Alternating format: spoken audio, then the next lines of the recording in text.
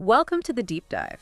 We're here to take a stack of sources, cut through the noise, and extract the crucial insights so you can feel truly well-informed. And today, we're diving into something pretty fascinating, the world of money in Morocco. Specifically, the big question, why is physical cash still, king there? Why does it rule daily financial life?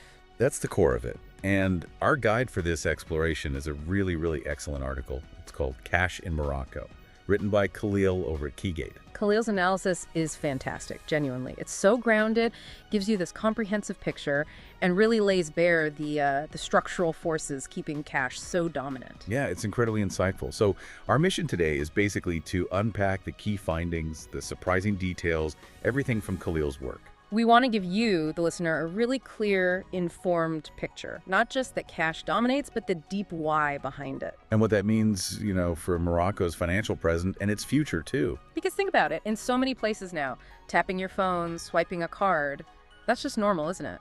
Absolutely. The default. But Khalil helps us understand that if you're actually navigating daily life in Morocco, chances are you're reaching for physical dirham notes and coins. A lot. Let's jump into why that's the case. Okay, so let's start with that central point Khalil makes right away. Cash isn't just, common in Morocco. It's the absolute default. Yeah, it's the expectation. It's what people anticipate, and frankly, often the only way to pay across huge parts of the economy. It's more than just someone preferring cash. It's the baseline assumption, right? Exactly. When you go to pay for something, the starting point is physical currency. And Khalil gives such vivid examples. Imagine going into a cafe or a restaurant, maybe the bigger tourist spots, international chains, they might have a card machine. Might. And even then, the owner often prefers cash. Less hassle, no fees for them. Right. But step into a smaller local place, maybe for a quick coffee or a mint tea. Try paying with a card. Good luck with that. Yeah. You'll likely get a polite refusal, sometimes maybe not so polite. Cash is often just the only way it works. And taxis. They're the classic example Khalil brings up. Absolutely. Universally cash only. No exceptions, really. And it's not just driver preference, is it? It's kind of baked into the system. You mentioned ride-hailing apps aren't really a thing. They're banned, actually. Oh. Uber, Bolt, those kinds of services aren't legally operating there for rides. Which just pushes everyone back to the traditional method, hailing a cab on the street. Yep.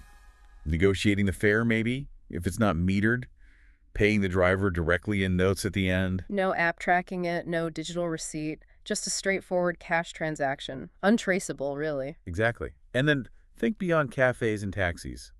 The markets, the souks, all those little corner shops, the handouts. Cash is king there, presumably. It's basically the only option most of the time.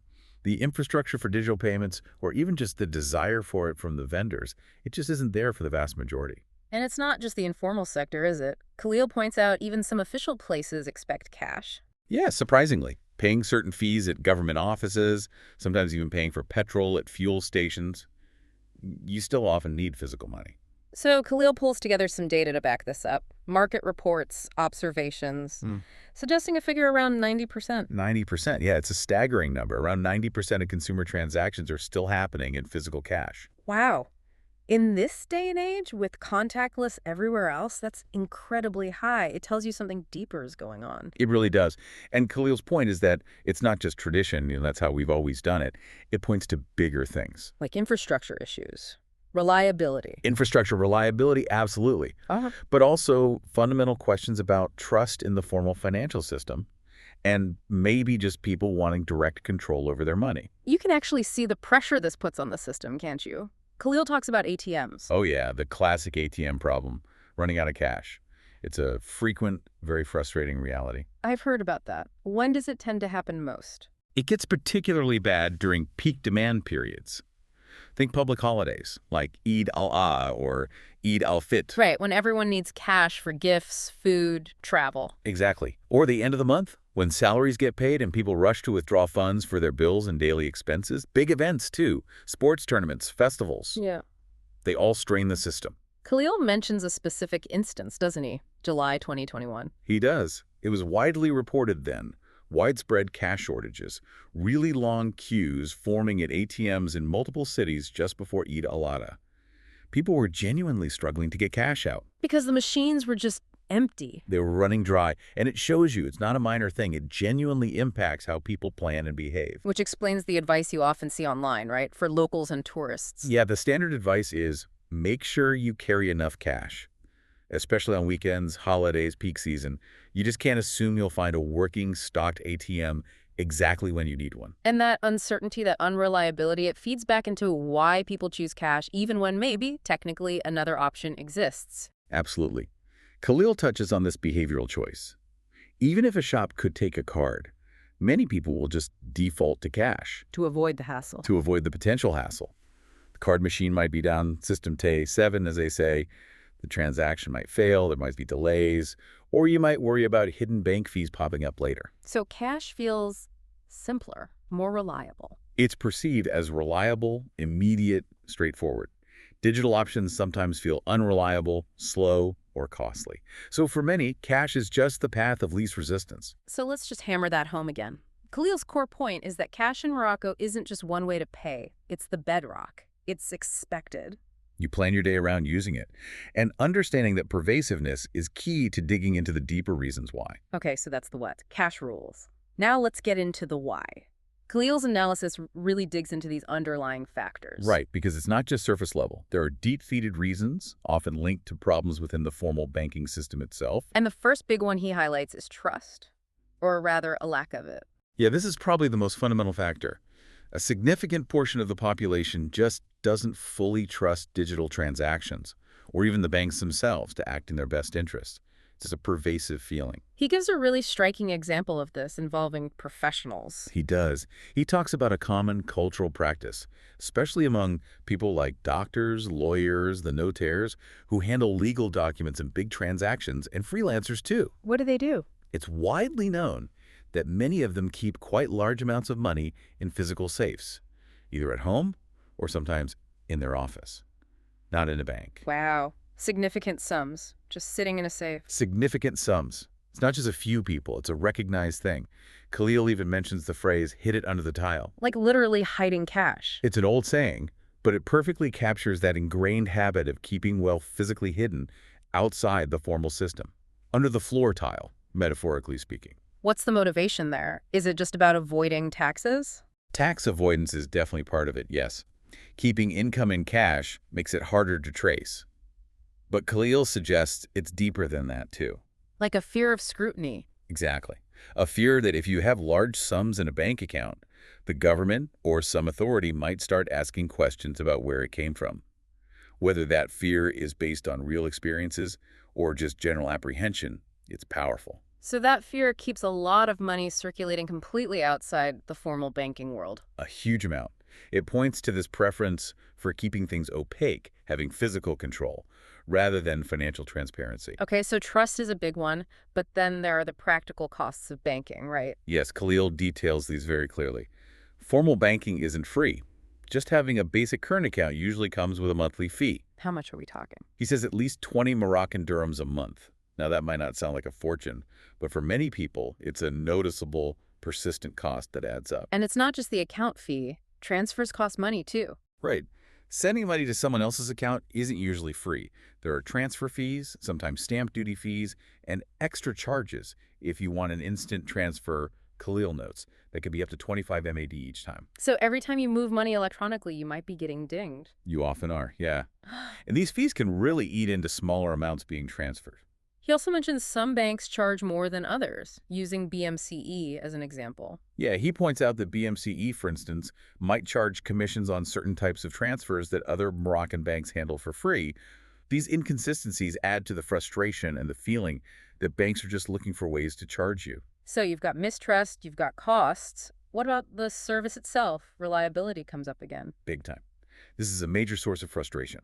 Khalil highlights how common it is for banks, even major ones like CIH, to have system outages. That phrase he mentions, System Tay 7. System Tay is 7, the system is down.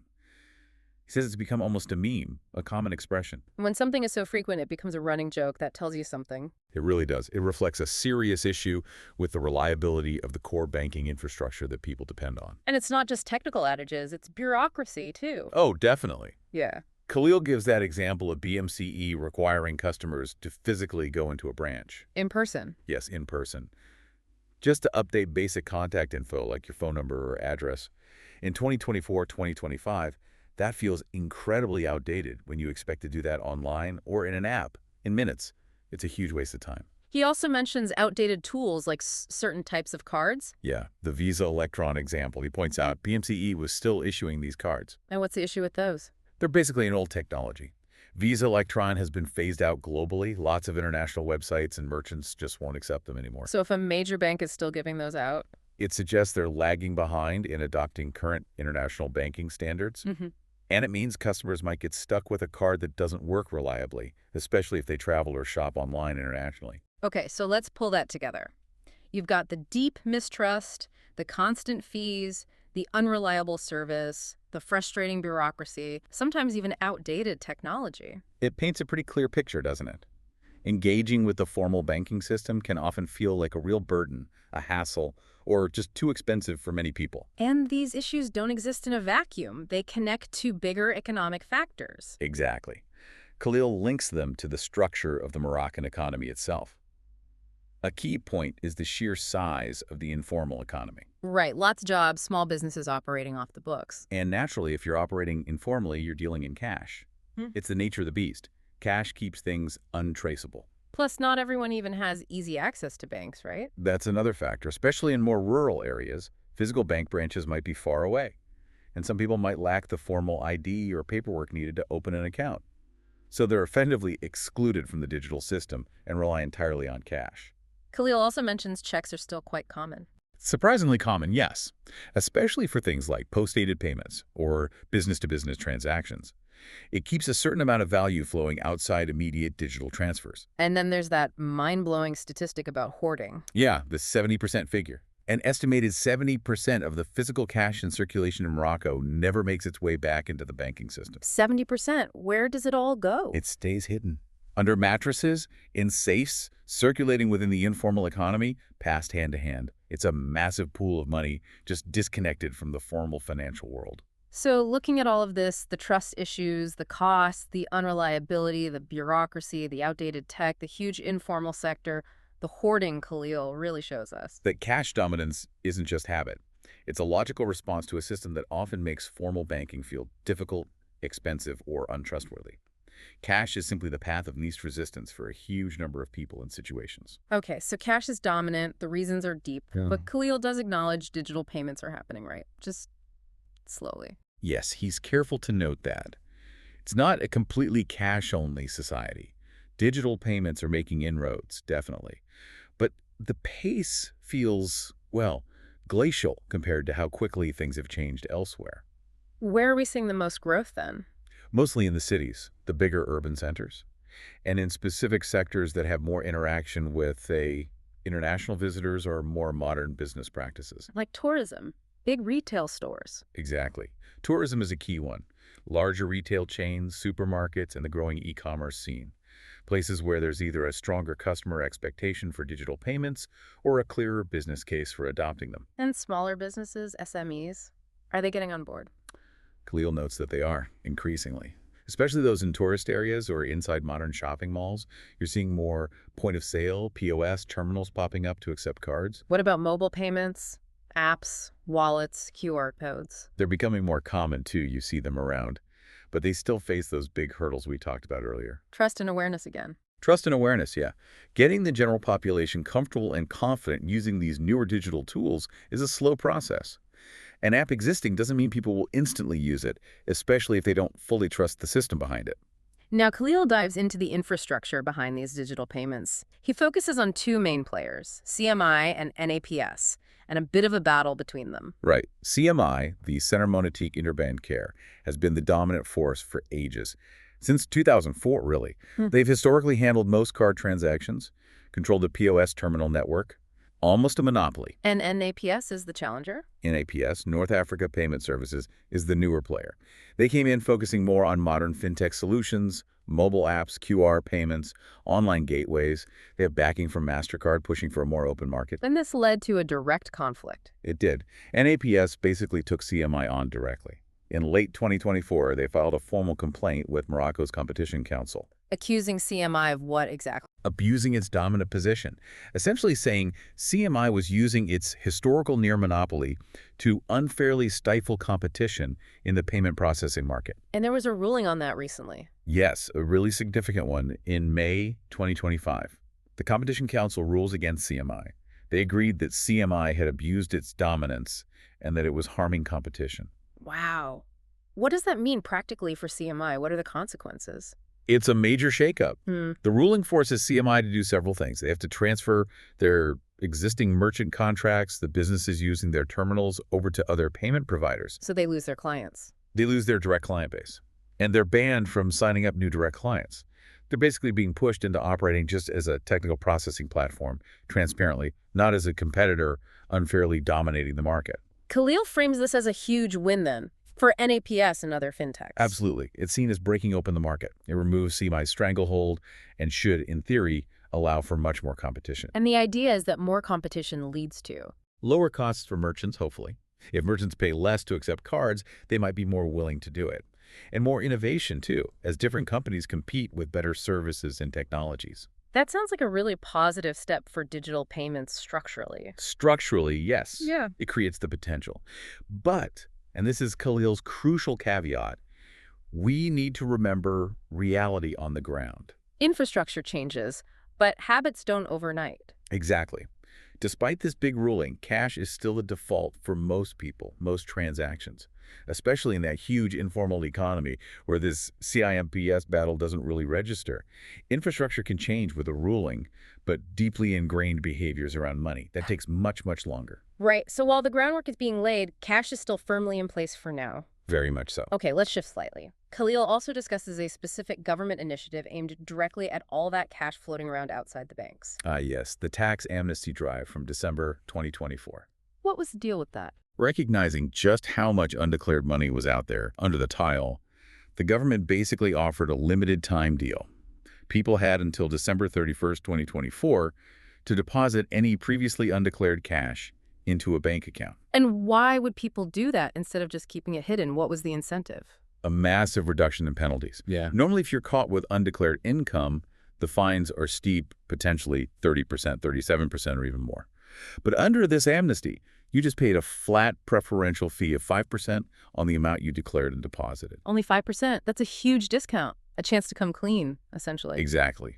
Formalize your hidden wealth without facing the usual harsh consequences. Did it work? Did people actually bring their cash in? Khalil reports it was surprisingly successful, at least in terms of volume.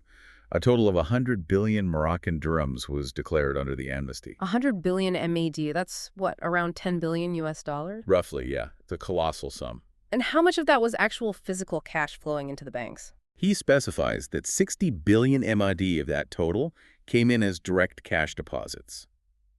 Think about that 60 billion dirhams worth of notes literally carried into banks. Incredible. And the government got a nice windfall from the 5% fee. They did. It netted the Treasury about 5 billion MAD in extra revenue. A pretty significant boost. Khalil mentions the logistics involved must have been intense. Yeah, he notes banks and tax offices had to stay open on weekends in December just to handle the rush of people declaring and depositing. It really shows the scale of the money involved and how many people took advantage of the offer. But Khalil offers a critique too, doesn't he? While it brought money in, did it fix the underlying problem? That's his key point. He argues that yes, it was effective at treating the symptom, the cash hoarding, the tax avoidance, but it didn't really address the root causes. Meaning it didn't suddenly make people trust banks more or lower the fees or stop the system outages. Exactly. The reasons why people felt the need to hoard cash or avoid the formal system in the first place, those underlying issues, mistrust, cost, reliability, fear of scrutiny, they weren't necessarily solved by the amnesty. So the money's in the bank now, but the incentive to maybe pull it out again or keep future earnings informal might still be there. That's the potential risk Khalil points to. It was a powerful short-term measure to boost formalization and revenue, but maybe not a fundamental long-term fix for those deep-seated behaviors and trust issues. Now, this is where Khalil's analysis connects to an even bigger potential change looming over Morocco's finances: the currency regime itself. Yes, this is a really critical element for understanding the future. Right now, the Moroccan dirham, the MAD, operates under a managed peg. Meaning its value is fixed against other currencies. Pretty much. It's pegged to a basket currently 60% euro, 40% US dollar. The central bank, Bank Al-Maghrib, steps in to buy or sell currency to keep the dirham trading within a certain band around that value. It's not freely floating. But the plan is to change that, to let it float more freely. That's the official plan, yes. The target date for moving to a flexible exchange rate system is set for 2026. But Khalil argues it's kind of already happening, even before the official date. That's his provocative argument. He suggests the shift is already underway and the evidence is visible in the rising cost of living. How so? What's the connection? He points to prices going up noticeably across the board for many goods and services. Like fuel. Fuel is a key example. Yeah. He notes pump prices are getting close to, sometimes even matching, European levels.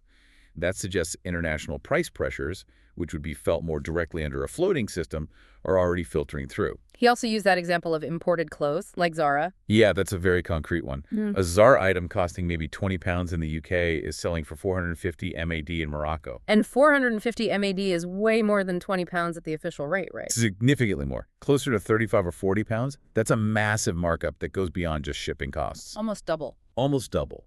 And Khalil says it's not just fuel and fashion. Lots of everyday things, especially if they have imported components or links to international markets, just feel much more expensive lately. So Khalil interprets these rising prices not just as standard inflation, but as the economy sort of quietly adjusting itself, preparing for the float. That's the core of his argument. He suggests that businesses, supply chains, maybe even government budgeting are already starting to price things based on the expectation of a more volatile, less controlled dirham. They're building in the anticipated future exchange rate. And this leads him to make a pretty dramatic prediction about what might happen when the float becomes official. It's a very significant prediction. He suggests that once the dirham is fully flexible, it could potentially lose a substantial amount of its value, maybe up to 50%. 50% depreciation, that would be huge. Huge. He gives the example of the euro exchange rate. If 1 euro is around 11 MEVOD now under the peg, a 50% drop could see it jump to maybe 18 MEVOD, or he even suggests potentially as high as 30 MEVOD. And that could happen quickly. Potentially very quickly, he implies. Maybe even overnight once the controls are fully lifted. Now, he does add a disclaimer, right? It's not guaranteed. Of course. He stresses it's a risk, not a certainty. It depends on market reactions, confidence, how it's managed, but the potential for a sharp adjustment is real, in his view. So his big takeaway here is that Morocco is effectively already in the early stages of this currency float, even if it's not officially announced or fully implemented yet. The rising prices are the signal. That's the interpretation he presents. The effects are already being felt, indicating the transition is underway beneath the surface. Okay, so we have this persistent cash culture and now this prediction of potentially significant currency volatility coming with the float. How do those two things interact? That's a crucial link Khalil draws. If the dirham moves to a flexible rate, its value against the euro, the dollar, etc., is likely to fluctuate much more than it does now. More ups and downs, potentially bigger swings. And how would people react to that kind of uncertainty about their own currency? The likely response, Khalil suggests, is that people and businesses will be even more inclined to hold on to hard currencies. Euros, US dollars, especially in physical cash form. As a safety net, a hedge against the dirham losing value. Exactly. If you're worried your dirhams might be worth significantly less tomorrow, holding on to a more stable currency like euros or dollars seems like a safer bet to protect your wealth and purchasing power. It's a classic reaction to exchange rate risk. So this creates a real headache for the government, doesn't it? A double headache, really. They're already trying to manage the issue of people hoarding dirhams in cash outside the formal system. Now, the prospect of the float adds the potential for people to increasingly hoard foreign currency cash as well. Making it even harder to formalize the economy and manage the money supply. Precisely. It adds another layer of complexity. They're dealing with the ingrained cash habit, plus this new uncertainty around foreign exchange. It's a tricky balancing act for policymakers. Okay, stepping back a bit, Khalil also reminds us why having access to those hard currencies, dollars and euros, is so vital for Morocco in the first place, regardless of the cash debate. Yeah, this is fundamental to the country's economic functioning. Morocco absolutely needs a steady inflow of hard currency. Why specifically? What are they used for? Primarily to pay for essential imports. Morocco doesn't produce enough of domestically oil for energy, wheat for bread, machinery for industry. These are usually priced and paid for in dollars or euros on the global market. So without enough hard currency, it's hard to buy necessities. Exactly. It also needs hard currency to maintain its foreign exchange reserves. That's like the national safety cushion. Ah. And critically, to pay the interest in principal on its national debt, much of which is owed in foreign currency. Where does Morocco actually earn these vital dollars and euros? Khalil outlines the main sources. Exports are key. Morocco is a huge exporter of phosphates. They have something like 70% of the world's reserves. That brings in a lot of hard currency. In manufacturing, too. Cars, planes. Yes, the manufacturing sector is growing, exporting parts for cars and aircraft. Agriculture and fisheries exports are also significant earners. And tourism must be massive. Tourism is a huge contributor. Visitors bring in their foreign currency and spend it, and then there are remittances. Money sent home by Moroccans working abroad. Yes, and this is incredibly important. Remittances are one of the largest and most stable sources of hard currency flowing into the country. Finally, you have foreign direct investment, FDI, loans, and grants from international bodies or other countries. And given Morocco's location, the EU is a major trading partner. Absolutely crucial. Khalil notes the EU takes over 60% of Morocco's trade. So the euro in particular is extremely important as it's the currency earned from their biggest trading relationship. So these inflows are basically the lifeblood that allows Morocco to operate in the global economy and maintain stability, especially with the currency changes on the horizon. They are absolutely critical. Now, how does Morocco actually manage its currency, especially preventing too much money from leaving the country? Khalil talks about controls. Right. This is where the central bank, Bank Al-Maghrib, BAM, plays a very active role. Besides managing the exchange rate pegged currently, they also control capital outflows, how much money individuals can take out. And there's a specific limit. Yes, a well-known restriction. Khalil details the cap. Individuals are generally only allowed to take out the equivalent of 2,000 Moroccan dirhams in foreign currency per person per trip abroad. 2,000 AD. What's that roughly in pounds or dollars? It varies a bit, but it's around 160 pounds or maybe $200 USD. It's not a lot if you're planning an international trip. Can you take more? Only if you get special authorization, which involves paperwork and isn't guaranteed.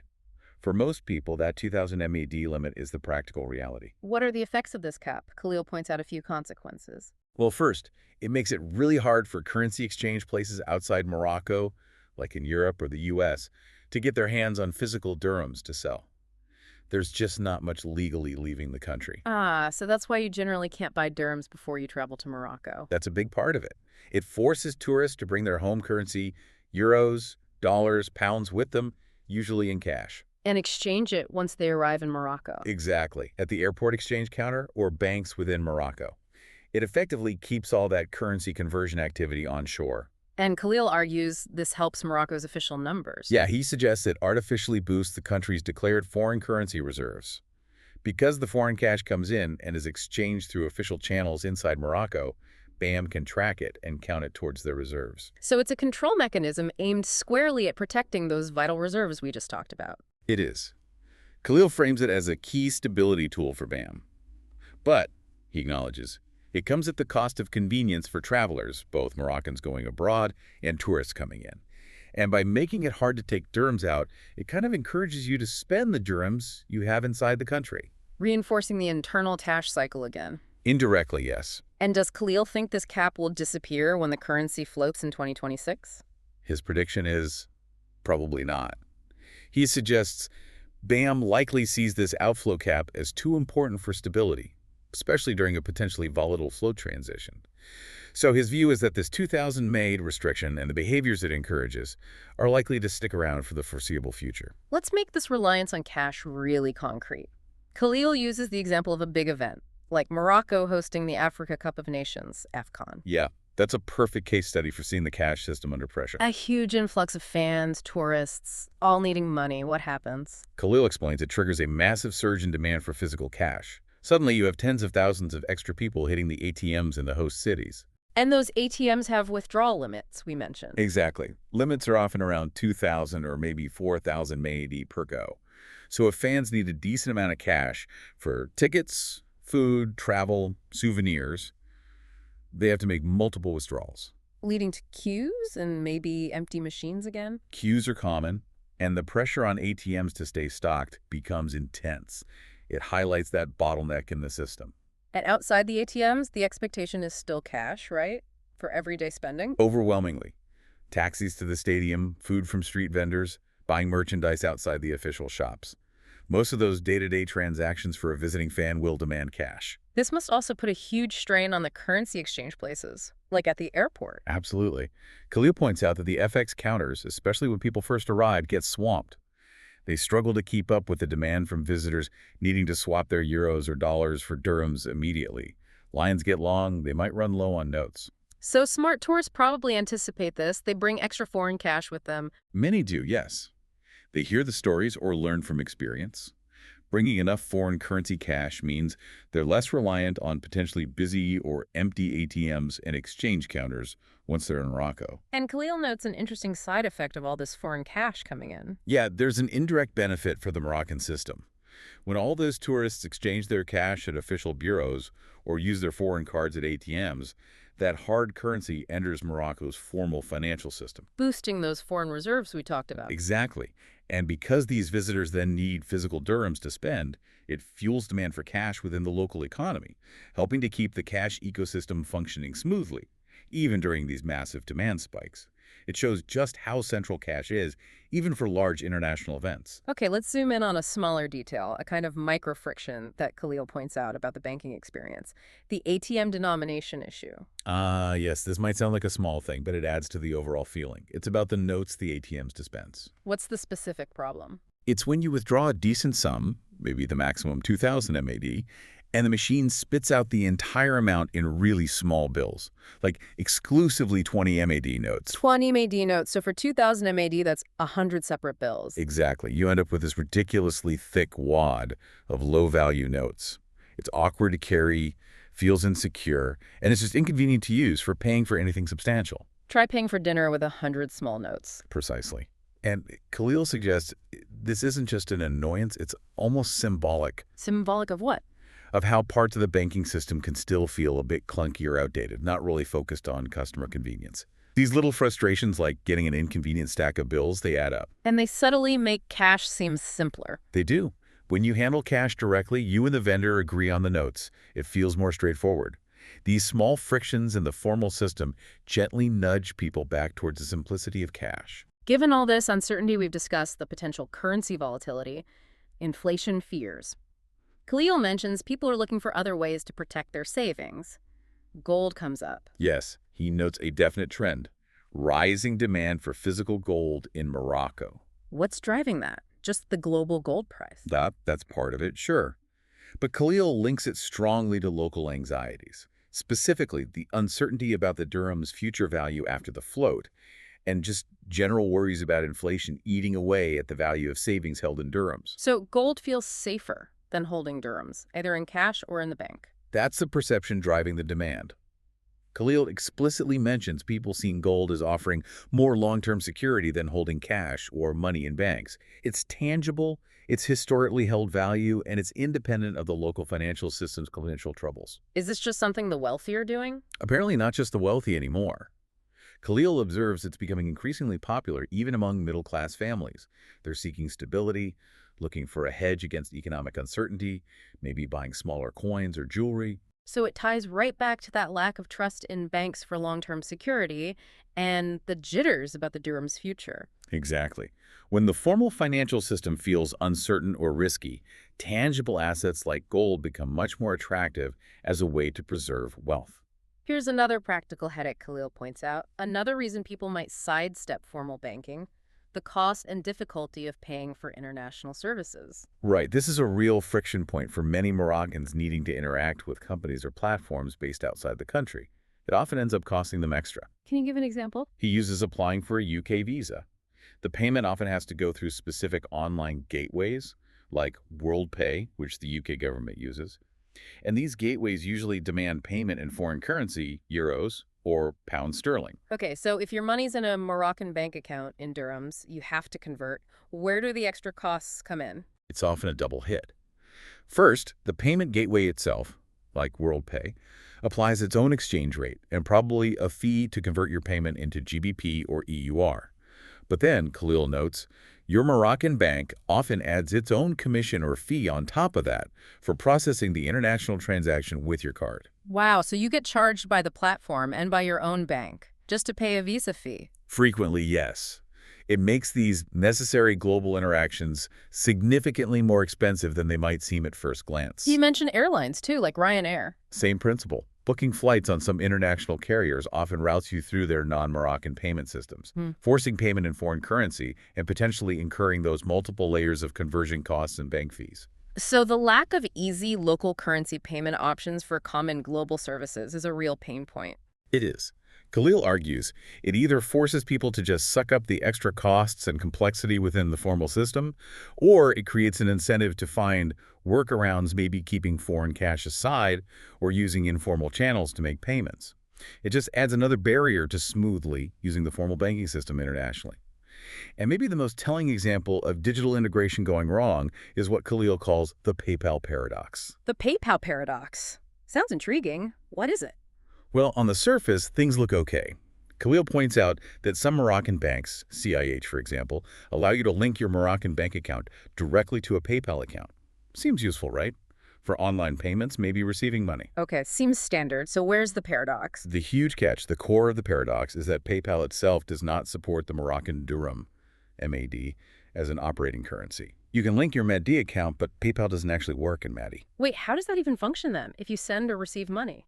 It creates this really messy and expensive double conversion. Khalil explains it. Say someone wants to send you 100 MAD via PayPal using your linked bank account.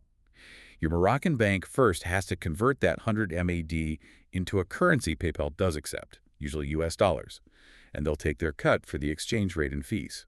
So the money leaves the sender's sphere as MAD, but hits PayPal as a smaller amount of USD. Precisely. PayPal receives, say, $10 USD.